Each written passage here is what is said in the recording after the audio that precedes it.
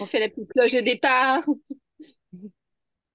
Bonjour, aujourd'hui je suis en compagnie de Rebecca, sorcière de métier, de profession, sorcière, auteure, conférencière, créatrice de l'école Arcadia.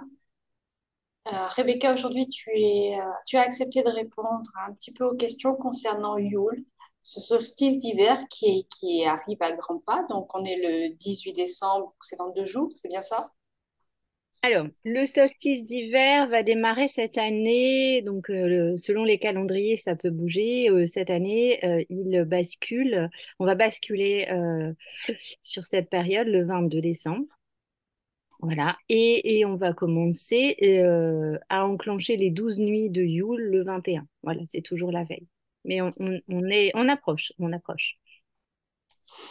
Alors, justement, Yule, on va en parler puisque dans notre société, on connaît beaucoup plus la fête de Noël qui est le 25 décembre. Mais il faut penser et se rappeler que le 25 décembre, c'est aussi ce rappel de cette fête de Yule qui est beaucoup plus ancestrale, qui est beaucoup plus ancienne. Mhm. Et c'est pour ça aussi que tu as accepté de nous en parler un petit peu plus. Déjà, qu'est-ce que c'est Yule? Qu'est-ce que ça veut dire?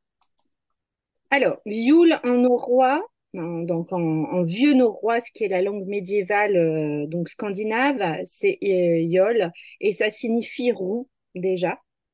Euh, Yule, en fait, ça représentait la roue. Alors, on pourrait voir le solstice. Les fêtes solsticiales sont des fêtes qui sont liées au soleil. Donc, on a le solstice d'été, qui est la fête de l'Ita, où on célèbre le soleil, et on a celui du solstice d'hiver, qui est Yule, en hiver. Et donc, sur ces deux fêtes solsticiales, on célèbre le soleil.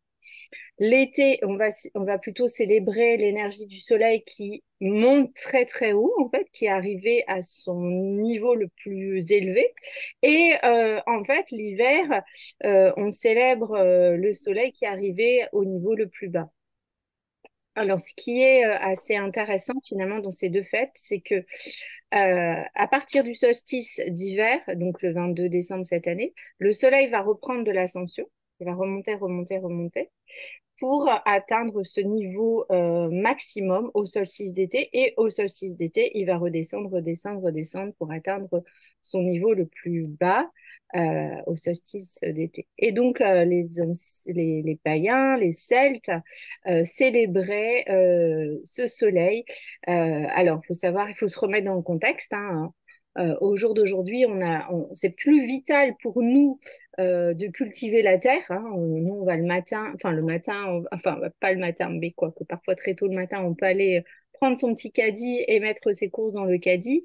Mais pour eux, à l'époque, le soleil, c'était vital. Donc, on célébrait le soleil pour continuer à avoir l'abondance, la récolte, la fertilité, et pour traverser, par exemple, l'hiver, qui est une période où on ne cultivait plus pour avoir suffisamment. Alors, on remerciait le soleil pour avoir réussi à récolter suffisamment de nourriture pour tenir l'hiver jusque la prochaine célébration qui était une bol qu'on célèbre en mois de février, qui est le retour tout doucement à la terre qui va se réchauffer. Là, un peu Donc c'était une fête de famille. C'était aussi une fête entre amis, de voisins. Faut aussi se remettre. Si on vivait dans les villages, dans les clans, donc on se retrouvait entre familles, entre clans. C'était même une célébration, puisque en cette période, le solstice, il faut savoir que c'est une journée où le soleil, où la journée est très très courte en fait. Voilà, donc il y a moins de lumière et plus d'ombre. Donc on ramène aussi beaucoup la lumière à l'intérieur de la maison et du foyer. Donc c'est une fête de feu également. On célèbre le feu, la cheminée à l'intérieur. Et c'est aussi une fête de paix parce que pendant cette période, on faisait des pauses en temps de guerre, de conflit entre voisins. On faisait une pause. Et puis, la tradition des cadeaux arrive aussi de cette période où on pouvait offrir des cadeaux à ses voisins ou au clan. adverse pour indiquer que on faisait la pause et qu'on rentrait dans une période aussi parfois de pardon. Voilà. Donc, c'est déjà un beau descriptif de cette transition, de cette période charnière d'une saison à une autre.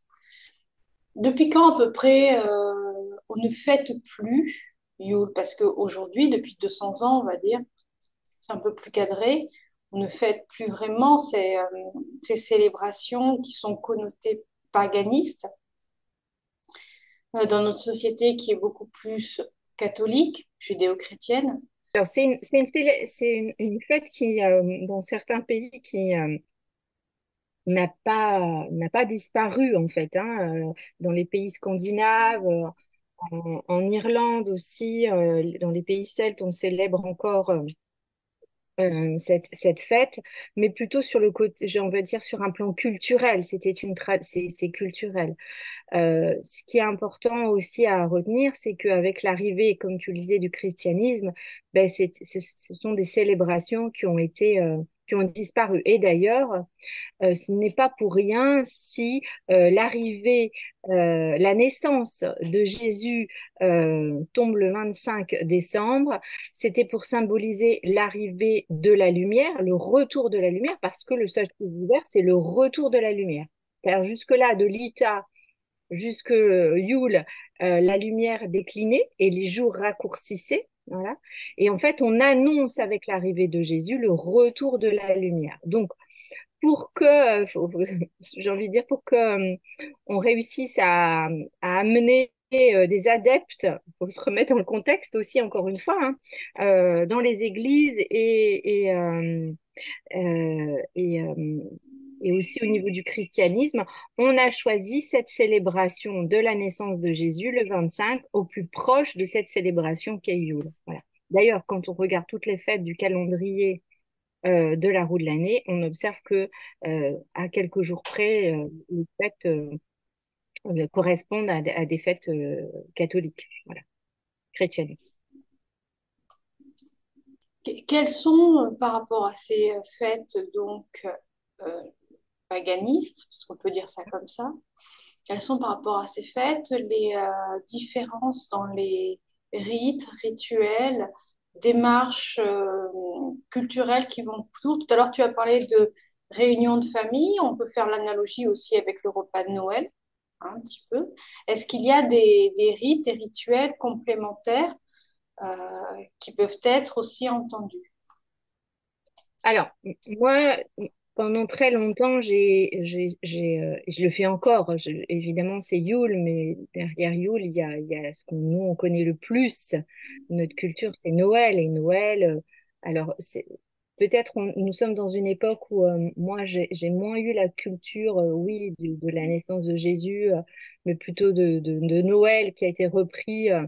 Voilà, pour un côté plutôt commercial avec le Père Noël, sachant que le Père Noël, tel il est décrit, ressemble d'ailleurs à une divinité qui était honorée justement par les Celtes avec Odin. On parle beaucoup Odin qui ressemblait très fort aussi donc au Père Noël. Donc en fait, il y a pas de différence vraiment. Et j'ai envie de dire que tout ce qu'on célèbre autour de Noël est simplement des choses qui ont été reprises de Yule et remis un peu au goût du jour ou à la mode ou à l'intérêt de certaines euh, entreprises qui avaient des grands intérêts financiers. Je ne citerai aucune, évidemment. Donc, par exemple, la fameuse bûche que nous retrouvons sur notre table et que nous mangeons en famille, eh bien, provient de la tradition justement de la bûche de Yule qu'on brûlait pour honorer le retour de la lumière au sein du foyer à travers le premier feu de cheminée. Voilà. Traditionnellement, c'était le plus jeune d'un clan, les cheveux bruns, qui allait à l'extérieur sélectionner la plus grande bûche et qui allumait ce feu de cheminée. Alors, en fonction des traditions, on décorait cette bûche aussi, on pouvait la décorer, on y mettait les intentions, les vœux hein, parce que la bûche, c'était aussi faire un vœu finalement. Alors pour eux, c'était plutôt très plus basique, hein, le vœu de protéger la maison pendant l'hiver, euh, d'avoir le vœu de continuer à avoir de bonnes récoltes, que le feu ne prenne pas dans la maison aussi, parce que, enfin voilà, avec les feux de cheminée, il y avait beaucoup plus de risques d'incendie que nous avec nos radiateurs électriques ou à gaz, j'ai envie de dire. Donc, on allumait des bougies. On peut encore le faire, hein. Moi, je le fais. Donc, on sélectionne une bûche, on y met des bougies. Et puis, chaque membre de la famille peut faire un vœu pour l'année à venir. Voilà. Et en général, on garde aussi une partie de la bûche qui a pris, enfin, qui s'est enflammée, voilà. Et on s'en sert pour, moi j'aime bien m'en servir pour réactiver le feu de l'Ita, voilà, qui marque aussi cette continuité dans les fêtes solsticielles. Le sapin, c'est pareil, le sapin qu'on a à la maison, initialement, en fait, on honorait aussi la nature et donc dans les clans et dans les familles, on décorait un arbre sacré avec des rubans, avec divers objets pour honorer la nature. Au jour d'aujourd'hui, le sapin, mais on l'emmène à la maison et il n'est plus à l'extérieur. Alors pourquoi le sapin? Parce que c'est sa couleur verte en fait qui est intemporelle, c'est-à-dire le sapin il est vert toute l'année. Et il y avait aussi l'idée, c'est pour ça qu'on honorait plus un sapin, l'idée de cette euh, peut-être presque immortalité de la couleur qui reste toujours verte tout le long de l'année. Voilà. Il y avait un peu cette notion-là. Après, il y a d'autres, mais bon, on pourrait pas parler des heures, mais je vais en parler de quelques-unes. On célèbre aussi le 13 décembre Sainte-Lucie. Et donc, Sainte-Lucie est plutôt célébrée dans les pays scandinaves et Sainte-Lucie. Donc, Sainte-Lucie de Syracuse, c'est celle qui apporta de la nourriture aux chrétiens qui étaient enfermés par les Romains, qui étaient emprisonnés par les Romains. Et Sainte Lucie, en fait, apportait de la nourriture et elle portait sur elle, pour éclairer le chemin, une couronne ornée de bougies et de lumière. Voilà. Donc vraiment, cette période, euh, qu'on regarde dans plusieurs traditions, c'est une période très, très lumineuse. On va vraiment honorer la lumière. On retrouve tout de même beaucoup de correspondances avec nos traditions aujourd'hui, nos traditions judéo-chrétiennes autour de l'arbre, comme tu dis, de la bûche, de tous ces rituels après en fonction de chaque famille. La différence dans ce que je comprends, c'est juste le regard que l'on a porté dessus. Aujourd'hui, peut-être ces fêtes de fin d'année ne sont plus sont plus que des fêtes au lieu d'être dans le rapport à la célébration. C'est vraiment la grosse différence que j'observe dans ce que tu me dis. Oui, ben, en fait, c'est vraiment ça. C'est-à-dire que avec Yule, pour ceux alors qui célèbrent Yule, il y a le rapport au sens qu'on va y mettre. Euh, il y a aussi une forme pour moi, toutes ces fêtes, c'est une manière aussi d'avoir de la gratitude pour la terre, pour la nature qui nous nourrit, même si, comme je le disais au début, on n'a plus, nous, ce rapport à la terre qui est le même que certaines civilisations il y a déjà plusieurs milliers d'années, hein, qui vivaient, c'était vital pour eux, la terre. C'était vital que les saisons se passent bien. C'était vital d'avoir du soleil aussi, pas trop de pluie non plus. Et eux, ils dépendaient énormément des saisons. Donc, c'est pour ça qu'ils avaient un rapport à la nature extrêmement très proche et qu'ils célébraient à travers ces saisons. Et les saisons, la roue de l'année, comme elle suit les saisons, c'était aussi une manière de suivre justement un rythme, voilà, de, euh, au niveau de leur quotidien.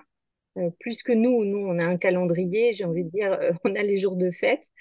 Euh, la plupart des fêtes que nous avons sur nos calendriers, je reste convaincue que nous sommes pour la plupart dans l'ignorance, en tout cas une bonne partie dans l'ignorance de l'origine de ces fêtes. Et je pense que si on s'intéressait davantage à ces fêtes, on y mettrait beaucoup plus de sens. Ce qui fait aussi que les gens se sont coupés même des religions, hein, c'est le sens en fait. Au jour d'aujourd'hui, je trouve qu'on a des fêtes, mais des fêtes qui correspondent à des jours de congé pour la plupart, mais qui n'ont pas réellement un sens profond. Voilà. Alors moi, j'ai une question un petit peu complémentaire. Le rapport entre être une sorcière et la célébration de Yule, quel est-il? Alors, j'ai envie de dire, bah, l'origine des sorcières, elles ont, alors, on parle de sorcières, mais pour moi, la sorcière, c'est un archétype. Mais il y avait les sorcières, il y avait les druidesses, il y avait les prêtresses. C'est les noms qu'on donnait à ces femmes qui avaient une connaissance qui était une connaissance qui venait profondément d'elles-mêmes. Donc, euh, il n'y a pas. C'est parce que ça a été remis un peu, c'est un peu le danger parfois, au goût du jour et à la mode de reprendre un petit peu ces célébrations avec la Wicca, notamment avec l'arrivée de la Wicca dans les années 50, je pense, où on a repris un petit peu toutes ces fêtes. Mais pour moi, il n'y a pas un rapport euh, direct avec la sorcière. C'est pas, je n'associe pas la sorcière à la roue de l'année. La sorcière, c'est un archétype. La roue de l'année et ses fêtes, ce sont des outils de base qui proviennent pour moi de nos cultures et qui me permettent de suivre un chemin. Voilà, c'est juste ça. Mais c'est moi, peut-être d'autres n'ont pas du tout le même regard. Je ne sais pas. Et comme tu dis, il y a le côté un petit peu archétype. C'est vrai que quand on prononce encore aujourd'hui le mot sorcière, ça a de suite une imagerie collective euh, qui est très limitative et très limitante. Et dans ce que tu dis, c'est important, c'est on rééquilibre un petit peu les choses. Et également dans la création de l'école, tu permets par ce biais-là, mais peut-être à chacun de tes élèves d'aller peut-être plus en profondeur dans ce qu'elles sont que d'être dans cet archétype très hollywoodien, en fait. Oui, alors l'objectif de l'école d'Aradia, c'est vraiment d'accompagner et d'ailleurs le socle, c'est la roue de l'année, c'est-à-dire que le processus de cette école et ce chemin initiatique, parce que pour moi c'est un véritable chemin initiatique vers une meilleure compréhension de qui nous sommes à l'intérieur, on suit la roue de l'année. Donc les rendez-vous se font à chaque fois autour des sabbats il y a 4 rendez-vous par week-end et 4 rendez-vous Zoom et qui correspondent chacun aux 8 fêtes de ce calendrier. Et l'objectif, c'est à travers euh, ces célébrations, ce que la célébration apporte, on va aller chercher à l'intérieur de nous ce qui fait sens, ce qui nous correspond, comment je vis cette période, qu'est-ce que ça signifie. Par exemple, Pioul, c'est une période aussi d'introspection. C'est une période où, normalement, alors notre société ne le permet plus, mais à l'époque, les Celtes, les païens, enfin voilà, c'était l'hiver. Et quand l'hiver arrivait, on ne pouvait plus travailler à l'extérieur. On restait à la maison, on travaillait à d'autres choses, beaucoup plus un travail intérieur. Alors c'est peut-être pas autant conscientisé que nous, on peut le conscientiser, mais il y avait vraiment un rythme qui était beaucoup plus respecté. C'est-à-dire que normalement, en hiver, notre corps est aussi en lien avec la saison. C'est une période où on devrait presque ne pas travailler et travailler beaucoup plus l'été, alors que nous, on est en vacances l'été, alors que l'été, c'est la période où le soleil est très très haut et donc notre énergie est au plus haut. Donc on devrait travailler beaucoup l'été et travailler beaucoup moins l'hiver. Mais pour revenir à ta question oui, sur les sorcières, pour moi, il y a pas un rapport direct, il y a juste une base. C'est une base. Voilà. Je vais juste revenir un petit peu sur la ressemblance ou le lien Odin, qui est le dieu fondateur scandinave, et l'imagerie de notre Père Noël. Comment on en est arrivé à cette image d'un dieu fort et puissant et borgne, si je me souviens bien, à cette image du bonhomme un petit peu, avec pour le coup, avec une bonhomie, une corpulence exagérée, volontairement exagérée par les traits publicitaires. Euh, Qu'est-ce qui a fait qu'on est attaché à ce point, selon toi, bien sûr, une telle identification au dieu scandinave finalement en continuant en le véhiculant sous d'autres traits, selon toi, bien sûr. Alors, il faut savoir aussi que par rapport à Odin, justement, en fait, ce qui se passait, c'est que donc les Celtes honoraient cette divinité, ce dieu, et donc la tradition, c'était donc il n'y a jamais rien, il y a toujours une petite origine après qui est repris hein, par, comme je disais tout à l'heure, certaines entreprises qui y voient des intérêts, mais en fait, traditionnellement, Odin passait en cette période auprès des hommes et déposer auprès des enfants des cadeaux, des présents. Et les enfants, ils mettaient dans les bottes, dans leurs bottes, de la paille pour les chevaux d'Odin et aussi des offrandes, du miel, du miel, du lait, des noisettes, enfin voilà, pour remercier et honorer Odin de sa protection, de sa force, voilà. Donc on a simplement repris une, une tradition païenne et qu'on a un petit peu euh, re- redéfini pour retransformer Odin en Père Noël qui arrive avec ses rennes et non pas ses chevaux, et qui dépose des cadeaux dans la cheminée, en fait. Voilà. Alors après, il peut y avoir aussi parfois un petit peu confusion, et c'est là où c'est pas toujours très clair, parce qu'on a Odin, il y a le Père Noël, mais il y a aussi dans certaines cultures, on va plus honorer euh, le Saint-Nicolas. Voilà. Qui finalement Saint-Nicolas représente presque à part l'habit qui change, mais l'idée, c'est que le Saint-Nicolas vient aussi récompenser les enfants sages et punir les enfants un peu moins sages. Donc on est un peu aussi dans la même origine qu'Odin. Et pour revenir aux sorcières, j'ai appris récemment qu'en Italie, c'était la sorcière, alors je sais plus La trop comment, Befana. La Befana. voilà, venait déposer les cadeaux auprès des enfants et non pas le Père Noël. Comme quoi, finalement, la sorcière, elle n'avait pas toujours un mauvais côté pour certaines cultures et traditions. Voilà. Tu as aussi Baba Yaga en Russie. Ouais, en Baba Russie, oui. Yaga en Russie également.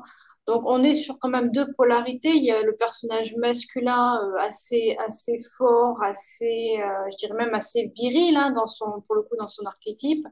Et de l'autre côté, tu as la femme qui est aussi connotée sorcière, parce que la Befana, ça reste la sorcière. Baba Yaga n'a pas, voilà, toujours cette dualité aussi énergétique. Et on est vraiment sur deux aspects. D'un côté, l'archétype masculin qui va apporter un petit peu force et présent, et de l'autre côté, l'autre énergie. Oui, ouais, ouais. Et puis après, bon, sur les traditions plus païennes, on avait aussi la sorcière de l'hiver aussi, celle qui arrivait aussi avec et qui était celle qui apportait le froid parce que c'était nécessaire, hein. Je pense que c'est parce qu'on s'est vraiment, vraiment éloigné du sens profond de ce qui se passe dans la nature. La nature, elle se pose pas toutes ces questions, hein. C'est nous, êtres humains, on y voit un peu plus de contraintes, mais quand l'hiver arrive, c'est bien parce que la terre a besoin de se mettre en état de repos. Donc, on avait cette vieille sorcière qui est représentée d'ailleurs avec de longs cheveux blancs, qui déposait le froid et l'hiver sur la terre, hein. La Reine des Neiges. aussi. Exactement, c'est la Reine Voilà, des c'est Neiges. ça, c'est-à-dire la fée sorcière, la fée de l'hiver qui a porté ce froid sur la terre.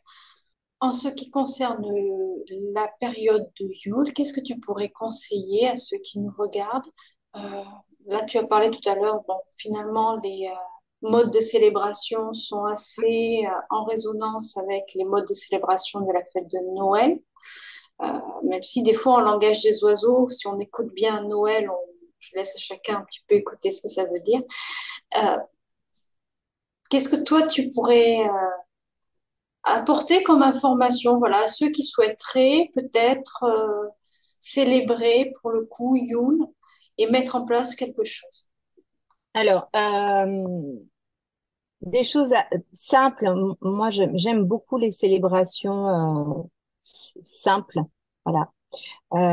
Parce que il y a tellement d'écrits, beaucoup de traditions, et puis d'une culture à une autre, on va pas, voilà. Donc peut-être il y a vraiment des beaux livres, et l'un que je conseille le plus, je l'ai pris, c'est le livre de Ketty.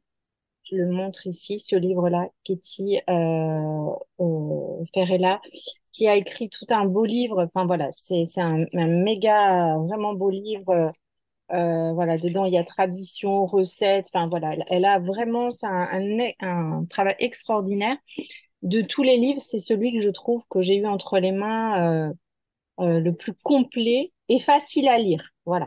Donc ça c'est une chose. Je voulais en parler parce que ce livre est vraiment très très très chouette. Ensuite, eh bien, écoutez, bah, son cœur, quoi. Si on aime décorer un sapin, moi j'ai eu beaucoup cette année de personnes, notamment au sein de l'école des sorcières, qui me disaient, mais ça faisait longtemps que je faisais plus de sapin parce que je voyais plus de sens. Et avec tout ce que tu nous apprends, bah, cette année j'ai eu un plaisir à décorer mon sapin. Donc le sapin, c'est aussi une manière de ramener la lumière, la nature à l'intérieur de soi. Alors évidemment, maintenant, c'est beaucoup plus difficile peut-être de d'honorer un sapin sacré dans son jardin, quoique on pourrait aussi très bien. Enfin voilà, j'ai décidé de décorer avec des petits rubans, enfin voilà, des petits objets en bois de manière naturelle. Un arbre sacré, donc c'est rendre sacré le sapin, c'est redonner du sacré aussi. Les bougies, c'est extrêmement essentiel autour de Yule. Donc, avoir un petit hôtel. Alors, quand je dis hôtel, c'est un hôtel, c'est tout simplement un petit espace, un petit bout d'étagère, un petit coin dans la maison où vous allez pouvoir poser une bougie. On peut mettre, par exemple, décorer. Alors, moi, j'aime bien décorer avec les pins aussi, les pommes de pin, des petites cloches, si vous réussissez aussi, parce que les cloches, ça apporte l'harmonie au moment de Yule aussi. Euh, les petites oranges, alors je n'en ai plus, mais traditionnellement aussi pour parfumer la maison, on fabriquait ce qu'on nomme des pommes d'ambre. Donc en fait, ces pommes d'ambre, c'était soit des clémentines, soit des oranges qu'on venait piquer avec des clous de girofle. Donc on peut faire de jolies décorations sur son hôtel. Et l'orange, bah, ça représente tout simplement le soleil, voilà, de par sa forme. Et le clou de girofle, ça va apporter une protection de la chaleur aussi à la maison. Si on aime, on peut faire brûler un petit peu d'encens. Il y a des encens qui sont les encens à base d'orange, de citron, de cannelle, de benjoin, vont être des encens qui vont apporter aussi beaucoup de protection et en même temps qui vont rehausser l'énergie du lieu. Donc ça, c'est une petite chose. Et puis après, il y a ceux qui vont aller un petit peu plus loin, comme moi, et qui vont célébrer ce que je nomme, j'en parlais tout à l'heure, les 12 nuits de Yule. Donc les 12 nuits de Yule sont 12 nuits qui démarrent la veille du solstice. Donc cette année, comme c'est le 22, on démarre le 21. Et chaque nuit, alors on parle des nuits, moi j'aime bien utiliser le terme plutôt de porte. Et chaque porte correspond à une dimension sur laquelle on va travailler. Donc, il y en a 12. La première, le 21, va être on l'appelle la nuit des mers. Moi, je la nomme la porte des mers. Et c'est une nuit où on va réfléchir, enfin, en tout cas, ce jour-là, le 21, on peut réfléchir à la mer, donc notre mère, mais ça peut être la mère, la terre, Gaïa, ça peut être la mère, notre mère, nous, notre propre, en tant que mère. Ben, finalement, sur ces questions, qu'est-ce que ça représente, quelle place j'ai donné cette année en 2023 autour de la mère en général. Est-ce que j'ai laissé suffisamment vivre ma mère? Est-ce que j'étais proche de ma mère? Est-ce que j'ai été proche de la nature? Voilà. Et donc, chaque porte qu'on on va traverser, c'est un jour où on va pouvoir se poser, réfléchir, faire comme un bilan, parce que Yule, c'est aussi une fin d'année. Euh, alors, pas sur le calendrier des sorcières, parce que la nouvelle année, c'est à Samhain, mais sur l'année calendaire telle que l'on connaît, c'est une fin d'année, c'est une année où on est un peu fatigué, où on peut faire un bilan et on peut se projeter en même temps sur l'année 2024. Donc, chaque porte, c'est l'occasion de faire un bilan et aussi de se poser pour dire, tiens, en 2024, sur cette question de la mer, qu'est-ce que j'ai envie de faire? Qu'est-ce que j'ai envie d'apporter, d'améliorer? Donc, il y a la porte de la mer. Le 22, on a la porte de l'amitié. Le 23, nous avons la porte je reprends parce qu'il y a plusieurs, donc pour pas que je me trompe, la porte de la sagesse. Ensuite, nous avons la porte du courage, la porte de l'hospitalité, la porte de la persévérance, de l'harmonie, de l'honnêteté, de la fidélité, de l'excellence, de l'honneur et la porte de l'engagement. Donc la porte de l'engagement correspond à la nuit du 31 décembre et l'engagement, c'est en quoi je vais m'engager pour l'année 2024. Voilà. Donc ça, c'est l'une des traditions voilà, qu'on peut faire. Moi, j'aime beaucoup faire euh, suivre cette tradition et on peut justement chaque jour allumer une bougie et à la lumière de cette bougie avoir une réflexion sur chaque porte. Une autre tradition, alors pourquoi les 12 nuits? Mais c'est pas simplement parce que ces 12 nuits correspondaient aux 12 mois de l'année. Voilà.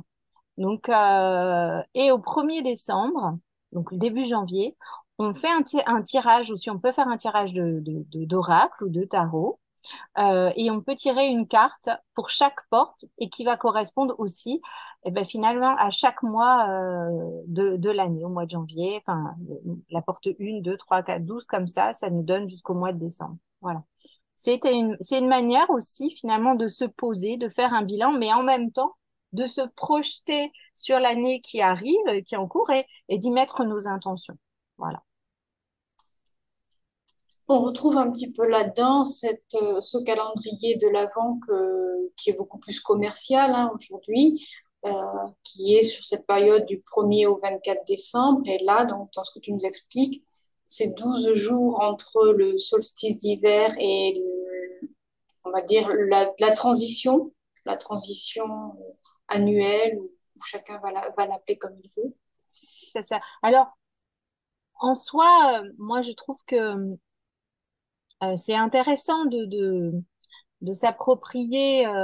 Je suis pas réfractaire à l'évolution, mais moi j'aime une évolution qui n'oublie pas le sens profond et l'origine. Voilà, parce que à force d'être évolué, et c'est un peu le cas de notre société, et c'est ce qui est peut-être compliqué en ce moment, qui fait qu'on traverse une période difficile, c'est qu'à force d'évoluer, on a fini par oublier le sens et l'origine des choses. Et il y a tellement de traditions, même d'expressions qu'on utilise, dont on méconnaît le sens, quoi. Et du coup, ça manque de profondeur. Voilà, moi ce qui m'intéresse dans ces célébrations, c'est retrouver de la profondeur à travers le sens, l'origine.